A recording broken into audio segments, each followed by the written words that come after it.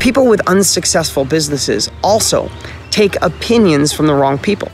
There is no faster, quicker, better, easier way to gain knowledge than surrounding yourself with people where everybody's getting smarter, where everybody has a desire to go to the next level.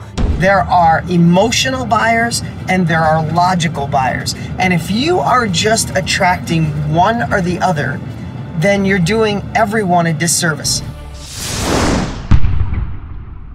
Need motivation? Watch a Top 10 with Believe Nation. Top 10, I got a top 10. Got my motivation high for my top 10. Gotta learn from the wise women and men all my life. Like na na na na. For my top 10, top 10, na na na na. This one's for my top 10. Hey, it's Evan Carmichael, and I make these videos because you are probably the most ambitious person in your circle, but you know you're capable of more. And you get that push by surrounding yourself with the best. So today, let's learn from one of the best, Dean Graziosi, and my take on his top 10 rules of success. Enjoy. Okay, let's kick it off with rule number 1. Listen to successful people.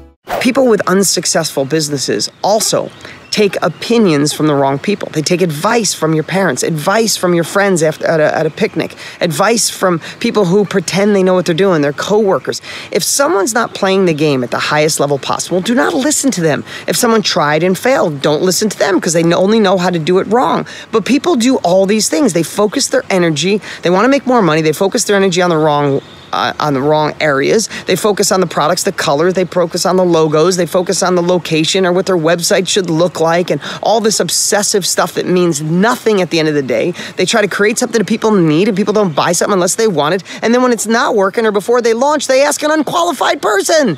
And then you wonder why your business doesn't work and you feel like you're stuck at a job or stuck in a business that's not paying you anything. And if you have your own business and you're working 40, 60, 80 hours a week and making less than you can at a job, then you just built yourself a job. You don't have your own business. Rule number 2, face your fears. Your next level of life lives on the other side of your biggest worry, your biggest fear, your biggest obstacle. And I can only say it by going through it as I'm repeating myself because I want to hammer this home. Face it, deal with it, fix it, and watch how much you grow. I can honestly say, and I'm in a place right now that I'm blessed that I went through it. I'm a better version of me. The mistakes I made, I'll never make again. And the next level of life is just an inch away from me. Rule number 3, balance emotions and logic. If you know the product you have, the service you have, the love that you have, the person you are, if you know it's authentic, it's real, it's the best on the planet, then you have to do everything in your power to get people to take action. I say this all the time, but the movie Field of Dreams with Kevin Costner years ago, they said, if you build it, they will come. They won't come. They just won't. There's outliers that every once in a while somebody builds something that goes viral. But most of the time when you see a product that's working, you see someone who's evolving through a company, has a great relationship, it's because they know how to be persuasive, they know how to sell. But I want to teach you 2 things today. There are emotional buyers and there are logical buyers. And if you are just attracting one or the other, then you're doing everyone a disservice. So think about an emotional purchase. If you ever watched an infomercial, if you ever bought that tiny little hose that is like this big, it's a tiny, it can fit in your hand, and when you plug it in and you screw it on, you turn the water on, it gets 50 feet long, right? When you see something like that, you make an emotional decision. You got 2 minutes, like that hose looks great, and you buy it. That's an extreme example, and maybe it sits in your garage, you never use it. I guarantee there are things in your life you bought making an emotional decision. That's okay. We need emotions to move us forward. So some people are not, I don't want to say this in a bad way, but some people are irrational buyers. I'm an irrational buyer. From the top looking down, when I see something I like, if I go buy a new car, if I walk on the dealership, I see the car I like, I want to leave there in 25 minutes with that car. I'm irrational. I'm emotional. If I'm watching a video online or I'm at a live event and I see something I like, there's zero. I'm not waiting to research. My heart tells me it's good. My gut instinct tells me I'm good. I'm buying it. So I am an emotional, irrational buyer, but that's only a small percent of the world. Then I'm on the extreme of, I'll do it right now, I make quick decisions. On the complete other extreme are buyers who have to be extremely logical. That means if this sounds good, this car looks good, but I'm gonna go home, I'm gonna research it, I'm gonna ask anybody I know if they have a car like that. I'm going to go check the rating. I'm going to see how many miles per gallon it gets. I'm going to see if there's any flaws, is there any recalls? And some people will just do that logical searching all the way. So that's the extreme. So what I want to share with you today is when you're selling anything, when you're persuading someone, doesn't matter, again, if it's getting a promotion from your boss, it's making more money, it's selling your product, your service, I want you to think of attracting and fulfilling both of them. You need to get people emotional. People don't make decisions without being emotional, be connected, feel moved, have a feeling inside. But then if you cover the logical part, for those that want to overthink, then you can really compound and exponentially grow your sales. So for example, this past weekend, I was at an event and I spoke on stage and I offered a $16,000 mastermind. Incredible training, worth every dime. There were the irrational, emotional buyers like me who took action immediately. I would have taken action halfway through the presentation. But then there were some people who waited until the second day. And some people that are very logical waited until the third day, last minute, right before they walked out the door. And the sales were about equal, the emotional and the logical. But here's the thing I want you to be careful of. In your own life, make sure you don't get so logical and need every I dotted and every T crossed that you never make a decision. You never pull the trigger. Every year, like I'm gonna, I should have, I would have. It's because you probably have beliefs from parents, beliefs from teachers that you need to research, that you need to look before you leap. I have the thoughts of jump out of the plane, grow wings on the way down, because he who hesitates loses. So 2 things I want to share. If you're selling, if you want to fuel your company, your life, you want to persuade people, remember some people make emotional, some people make logical decisions. Merge the 2 together, sales will increase. In your own life, don't get so logical that you missed out on amazing opportunities. Rule number 4, protect your confidence. If you are listening to this podcast, you're listening to other podcasts that motivate you, give you capabilities to go faster, quicker, make more money, have more freedom, control in your life, all those types of things. But none of it, listen to me, listen to this clearly, maybe for the first time in your life, really hear me.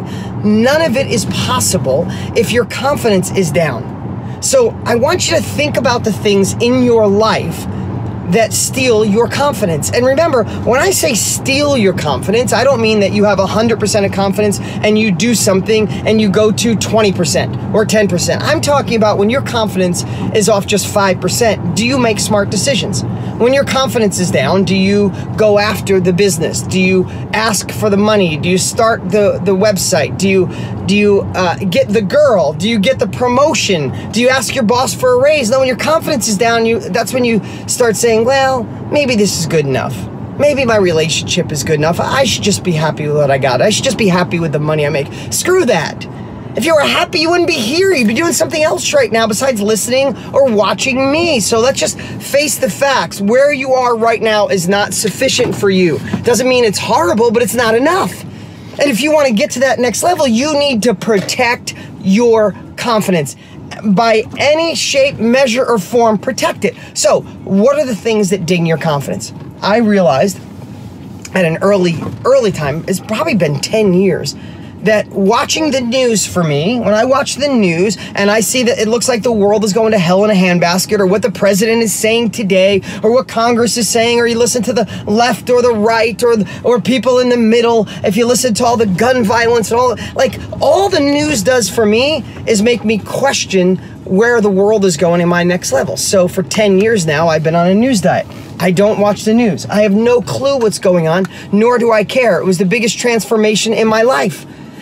Where I want to spend my time, I want to spend time with my family, the people I love, my kids, my team members. They deserve the best of me. They don't deserve Dean at 95% confidence. They deserve 100%. And if I watch the news, it brings it down. So I won't be the best team leader. I won't be the best father. I won't be the best man I can be. I won't be the best inspiration for you. So screw the news. It dings my confidence. It's out. I've been on a news diet. I challenge you to do the same thing. For me, I don't know about you, but if you have your phone, I'm recording on my phone here. I'm stopped now. I can talk to you. But I don't know. This is my wallet. But if you ever look at your phone, if it dings, someone texts you or calls you, and you look at it and you go, oh, should I answer this now?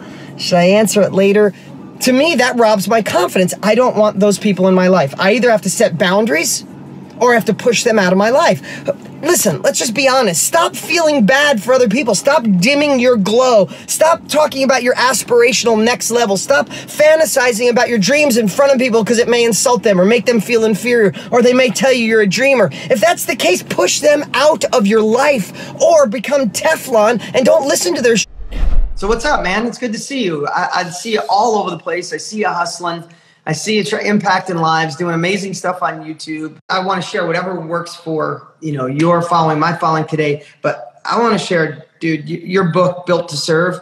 You are built to serve. There's a difference when, I've been an entrepreneur for over 30 years. I've been in the self-education industry for 24. Doesn't even seem possible. But there's a lot of people that when you kind of meet your heroes or you meet the people behind the book, a habits book, a Built to Serve book, a time management. It's like you meet the guy with the time management book and he's late getting on stage and stressed out of his mind in the green room. Like there's no congruency is what I wanted to say. And before we chat today, I just want to honor you and give you congruency. What you wrote in this book is really who you are, man. You are built to serve. You reach out to my team all the time and want to help with YouTube and tell us what we're doing wrong. And you're not doing it because of finances. You're not doing it because you're trying to get an edge. You're doing it just because this is who you are, man. So I love seeing you out there. I love seeing you grow. I love seeing the impact you're making. Cool, man. Appreciate it. I'm still working on accepting compliments. So I'll just say thank you. Oh, then I'm going to keep doing it through this entire thing to make you feel uncomfortable. Oh, great. Classic Dean. All right, cool. Well, also in that story, you've been really helpful in getting that book out. I remember when I came to Puerto Rico and was trying to get feedback on pre-launch, you and Brendan Burchard took time backstage while you're doing your big event. People paid all this money to come there, and you took time over lunch for 40 minutes to do a deep dive on my strategy. And just super grateful that you guys did that. And you hooked me up with your warehouse and, a whole bunch of things that Dean's a big reason why the book has got out there. Just a little piece, man. Just what's up, everybody. I see the highs. So listen, appreciate everybody. I see all the cool comments coming in. So how can we deliver some value today? How do we help out? Besides, I do got to plug this. Like if you didn't check out Evan's Built to Serve, you should check it out. The truth is, I'm not all the way done. I freaking love it. My biggest problem is every book I read, Evan, I listen. I have such a hard time reading. I still have dyslexia. It still doesn't stick. So it's taken me longer. But when I actually read a book, it sticks. So highly recommend it. And it's just you. It's like it's having a 200-page conversation with you, which is always cool. Cool, man. Appreciate it. Well, I also have an audiobook version. I read it myself, so there's always dude, please send that to me. Rule number 5, practice. There was something I shared with Russell Brunson. He's the owner of ClickFunnels, great dude, about comedians. It's a simple little analogy, and I want you to think about it because he thought it was such a great idea. I think he went and did a podcast on it too, so I'm like, wow, if he took my idea and did a podcast, I need to share it with my peeps. So here it goes. I told him how you get good at being on stage. Now, this could be anything you do in your life. I just want you to think through this because this is how you write a book. This is how you go on stage. This is how you create the best version of you. I use the analogy of a comedian. Now, a comedian could be funny as heck, but the first week he writes his skit, he's not going to be in Madison Square Garden with 50,000 people. But what comedians do is a comedian will go to all the little comedy clubs around the country and let's rate a joke from 1 to 10, right? You do a little skit joke, what are they, 3 to 5, 10 minutes long. And when you're done or in the middle of it, you could have people going, haha, that was cool, or laughing hard, or crying and falling on the floor. Think about it. You know those jokes? I remember being a kid, listening to Eddie Murphy, and my God, it was so foul compared to anything I'd ever heard, but it was so funny. I was literally on the floor laughing so hard I couldn't catch my breath. And it seemed like I was doing that for like an hour and a half straight. So how does that happen? Because if you go and you practice enough, if you put the time in and you go to all the little dive places, the little comedy places that seat 40 to 200 people, every time you tell a joke that gets that was funny, you throw that one away. And every time you get a joke that puts them on the floor in tears, laughing where they can't breathe, that sticks. And if you do enough practice, if you go to enough of the small places, eventually what will you have? You'll have nothing but good jokes because you throw out the good ones and keep testing new material. So when people say, Dean, how are you so good on stage? And how'd you know what to write in your book? Because I've been on stage teaching in front of people for almost 10 years, at least once a month. And sometimes it's 200 people, sometimes it's 18,000 people. And I know when I share something that impacts your life, your personal growth, your personal development, your success, the ability to make more money or have more happiness or joy, I know if I have the audience that are like, that was cool, or an audience like, wow, that was good, or an audience where they're coming out of their skin, where their eyes are popping out of their head, where they're writing in their journal faster than they can move, I know that's my funny joke. That's not just a funny joke, that's the fall on the floor. So how does that relate to you? Think about everything you do in life. We don't know how to get better until we show our grit, until we hustle, until we work hard. There's so many different words. People, it's a trendy thing to say hustle or have grit or work your ass off, whatever it is you want to say. But if you're just working hard, you could be running on a treadmill. So what is it that you do in your life? Is it real estate? Is it Amazon? Do you have a brick and mortar building or retail business? Do you have a job for somebody right now, but you know there's more? Where can you practice more?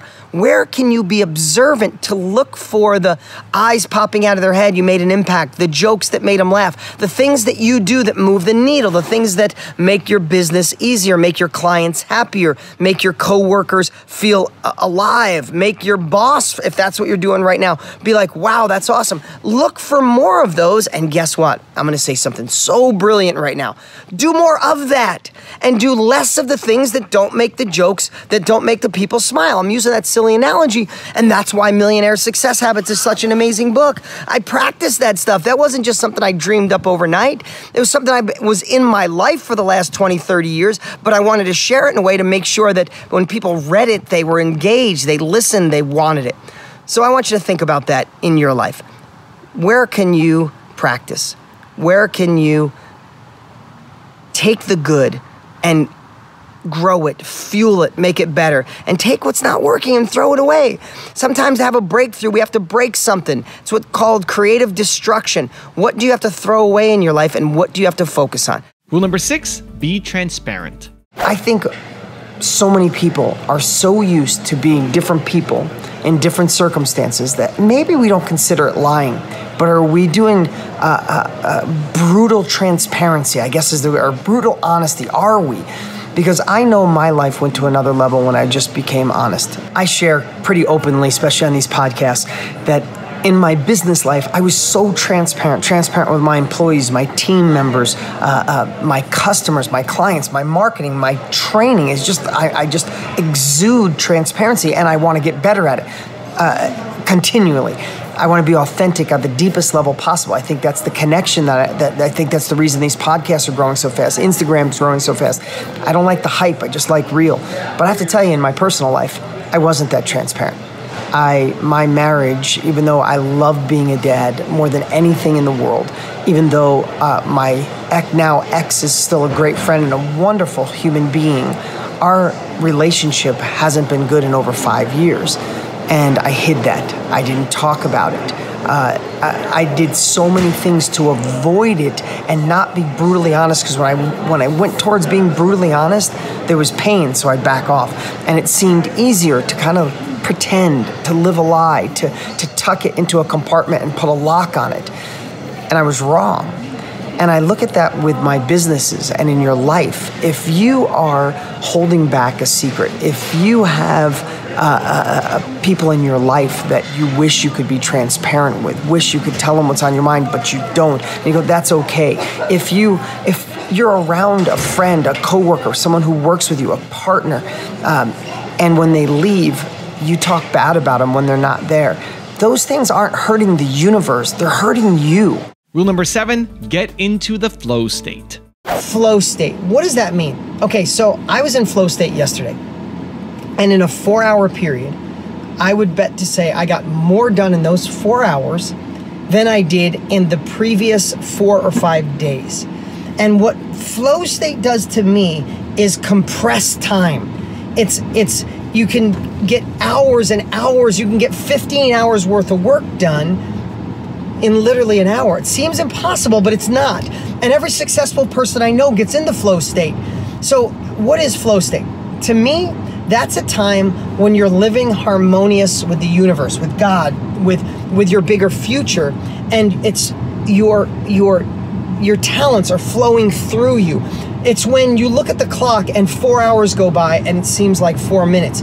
It's not when you're looking and going, oh, another hour to lunch. You look and go, holy shit, there's only an hour left until lunch. I'm not quitting. I'm going to eat it and I'm going to call and have food delivered. It's when you know you're making an impact that's moving the needle in your life, rather than just busy work that's making you continue to run on a treadmill. You could put the treadmill on 1 or you could put the treadmill on 12. It doesn't matter how fast your legs are moving, you still are in the same place. So if you feel like you're in the same place, even though you're going faster, then I want you to think about flow state. Now, flow state for me is, first off, it's working on the things that move the needle. You really need to differentiate that in your life. You might be busy as hell. If you're listening to me, I bet you're a baller, you are a mover, you're a shaker, you're a hustler, you got grit, all the common new buzzwords that people are using. That's great. But if you have grit and you're a hustler and you're working on the wrong things, then you're kind of white knuckling, you're forcing yourself and you're not moving the needle, you're not going anywhere. Or sometimes you might have had a busy day and you come home and want to work on your own business and you white knuckle go, I need to do this. I feel bad I'm not working more on my own business or my own dreams or the promotion I want, and you kind of force it and then the needle doesn't move and you're like, it's like self-fulfilling, like it's really not helping. Maybe I should stick in this life that I really don't like. No, you shouldn't. You need to switch everything up a little bit. That's why you're here. That's why you're gaining the Millionaire Success Habits. Again, I didn't invent this stuff. I've just been through it all, and I get to share from the other side of success and failure. So here's what I want to share. I want you to think about creating, first off, the atmosphere for the perfect working environment. Now, I don't know if you like working in a busy coffee shop where people are coming in, you got your earbuds on, you like the energy. I like that kind of stuff. I like going to the hotels in Phoenix. I just drove by the Royal Palms. That's a place I go and work all the time. It's got the right music. The sound is, the atmosphere is great. The temperature is always perfect. There's a waitress that comes and brings me my green tea and brings me snacks. And I'll sit there with earbuds and work for hours. I can get in flow state there. I can also get in flow state when I'm literally in the busiest place possible, like a coffee shop with lots of busy people. I like the energy. My buddy Joe Polish likes to go to libraries where there's no one and it's quiet, but that helps him get in the flow state. So for me, atmosphere. I love when there's kind of like spa music playing. I love making sure I got a kombucha and a green tea and a water and healthy snacks that I don't have to move. I love physically looking at something. I like looking at Camelback Mountain that I'm driving by right now. I like looking at a pool or the mountains or just something that stimulates. If I get in those, that helps the atmosphere. Secondly, other things I do. If I feel I'm getting in the flow state to work on something that's going to move the needle, I will also I will shut off my phone. I will tell everybody I'm checking out. I won't answer emails. I won't go on social media. I won't record a video for you guys if that's not what the part of my flow state is. I eliminate all other distractions. I write down the 1 to 3 things that I want to accomplish while I'm in this flow state, and I set myself up for success. Because in most days, the complete opposite is we set ourselves up for failure. We want to get more done. We want to accomplish. We want to start the new business, write the business plan, get the marketing done, get the real estate deal done, make the offer. But we set up so many distractions. We're trying to do it while we're juggling kids, or trying to get homework done, or busy work done for our regular 9-to-5 job, and we set ourselves up for failure. So this is a little call to action. I stopped so now I can look at the camera. This is a little call to action for you guys. Do you remember a time in your life that you got so much done in a short period of time? Could have been yesterday, last month, last year. You got so much done and you felt amazing. And when you're done, you felt that sense of accomplishment. Those are flow states. I didn't name it. I think there's a book, Flow State, or I got it from somebody else. But I know when I'm in it. And yesterday, I literally compressed time and I accomplished so much. I got done. I was like, holy crap, look what I got done. So I'm going to encourage you guys to decide what's busy work and what moves the needle. Make a list of needle movers. Then pick one or two only, and then find the place that satisfies you. Yesterday I was at my house, there was no one home. I put the music all through the house, like spa music. I got all my drinks, I got my snacks, I put on the most comfortable clothes. I sat facing the mountain where I live. I just lined up everything and I sat there and whoa, magic happened. What's your atmosphere? Then what are your thoughts? Shut off your phone, tell everybody you can't, even if it's for an hour. And then immerse yourself in your goals. Start thinking about what your life is gonna be like when you get to your next level. Get yourself in a space of abundance. Get yourself in a space of gratitude. And then attack the one or two things that move the needle, and don't focus on anything else. Don't be distracted. Don't check email. Don't check Facebook. Don't check Instagram. Don't check how many likes you got. Stay in that space. Get into flow state and watch the needle move with your accomplishments. Stop running on a treadmill. Be a ladder entrepreneur climbing to your next level. Rule number 8, surround yourself with the right people. There is no faster, quicker, better, easier way to gain knowledge than surrounding yourself with people where everybody's getting smarter, where everybody has a desire to go to the next level, where everyone has the same values as you, people who want to go to the same level as you, and nothing could be better. But here's the cool part. When I do a mastermind with Russell Brunson and Brendan Burchard and Lewis Howes and Trent Shelton and so many incredible people, Tom Bilyeu and other greats, your head just spins because every time you bring something up, they have something that they've experienced. That's the power of a mastermind. I don't mean to digress here, but I just want to remind you, if you surround yourself with small people, you'll end up dimming your glow. If you surround yourself with people who inspire you, you'll go to the next level. Rule number 9, be willing to pay the price. We all have to pay success tax. Everybody wants to be successful. Everybody wants to make more money. But who's willing to pay the price of it? Who's willing to realize that we have to go through the shit to get to the glory? People who think there's the overnight money machines, or you can get rich by inventing something, or the other people got lucky. None of that exists. Once in an outlier, people get lucky. And rule number 10, the last one before a very special bonus clip, is build reciprocity. I want you to start thinking outside the box. I want you to start thinking, if you want to start a business, if you want to scale a current business, or someday, maybe you're not even thinking about it now, but someday you want to, I want you to think on how you can out-market the competition, how you can do something different than they do. How can you be a relationship marketer, not a transactional marketer? How can you build reciprocity in the area that you want to specialize in? So this morning, I had breakfast with a friend of mine named Lisa. She's awesome. She's the top hairstylist in Arizona, like literally #1. And we were talking about expanding her brand. Now, she's smart as shit. This girl is amazing and reads every personal growth book. She read my book before I even was friends with her. I mean, unbelievable. But what she's thinking is, I need to expand my brand, so I gotta take more pictures and get a lot prettier looking stuff on social media, on Instagram especially. Now that's true. She should. But simultaneously, that's not gonna grow your brand in today's world, especially with the algorithms of Instagram and Facebook that are just really set up for spending money to grow, right? So the days of going viral and getting millions of followers on Instagram just because you're awesome are kind of over. It happens. We're growing at several thousand a week, all organically, but it's a lot of work, right? So this is what I suggested to her this morning. She's an expert at hair extensions.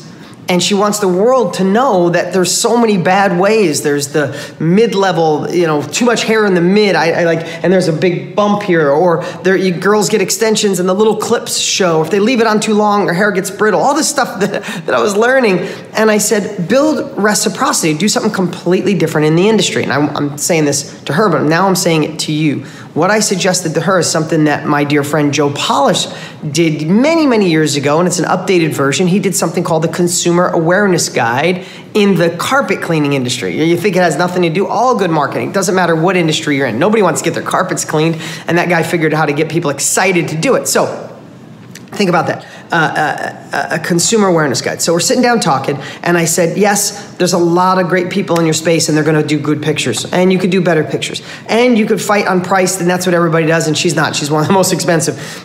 So I said, what about building reciprocity and building a relationship with clients and future clients by just simply helping them. Create something cooler like the consumer awareness guide for hair extensions, but maybe you know it's the 7 taboos of getting hair extensions in 2018, right? So I said, we started going through it. I said, what if you just created this document that shared that you are the top hairstylist in Arizona. So you're an expert. You've been doing extensions. She specializes in people's extensions being screwed up, and then she comes and fixes them. Same with color, right? But let's just talk about the extensions now. And she has that authority. So why don't you write a consumer awareness guide, call it something sexier, but inform people on what to look out for so they can avoid their hair being screwed up. They can avoid their hair being burned off. They can avoid the puffiness. They can avoid the clips showing so everybody knows you have extensions, and write like the 7 deadly sins of getting the wrong hair extensions. At the same time that she's educating people, she's building reciprocity, she's helping them, what is she doing? She's getting people to look to her as the authority, the expert. Like, whoa, what does Lisa say? Oh, and if I'm gonna get extensions, I should go to the expert. I should go to the person who's the authority, helping other people know what's right or wrong. That's what a consumer awareness guide can do. That's what a great book does. If you don't have time to write a book, create a consumer awareness guide. So if you're in the fitness world, you might write the 7 deadly sins of the wrong workout. If you're in the lose weight world, you might say the 7 deadly sins of having sugar-filled breakfast. Like if you're in the consulting business, you're in the coaching business, the 7 deadly sins of having the wrong life coach, real estate coach, health coach, workout coach, right? So think about, how do you build relationships? How do you build reciprocity? And because we live in a world like, hey, do something for me, I'll do something for you. What if we just lived in a world where I'm going to do a ton for you, and I hope you come back? Why do you think I do these podcasts? Why do I think I created subscribe-to-dean.com so you go there and get discounts and all that cool stuff? Because I want to give it out to the world. I'm doing these podcasts on my time. I'm shooting this on my day off for you.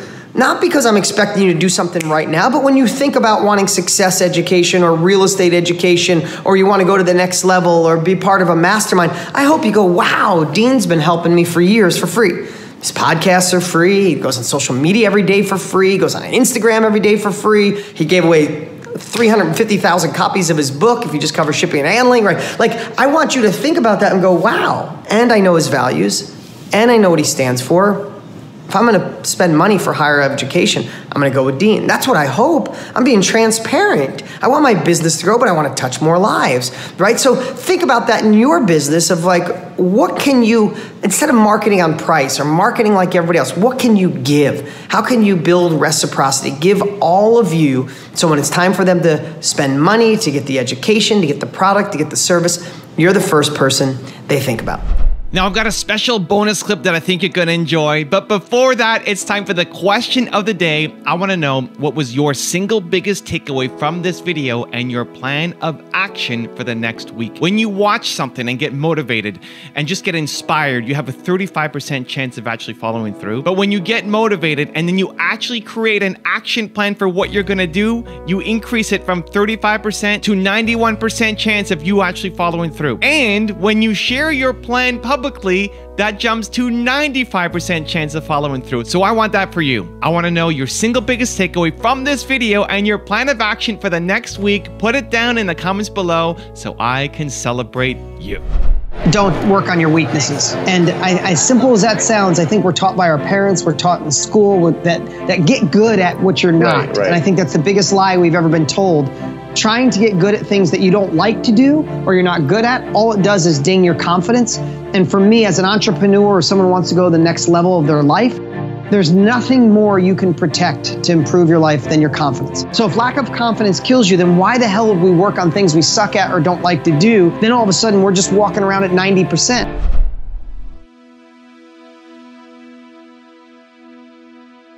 If you want 10 more awesome rules from Dean Graziosi, check out the video right there next to me. I think you'll enjoy it.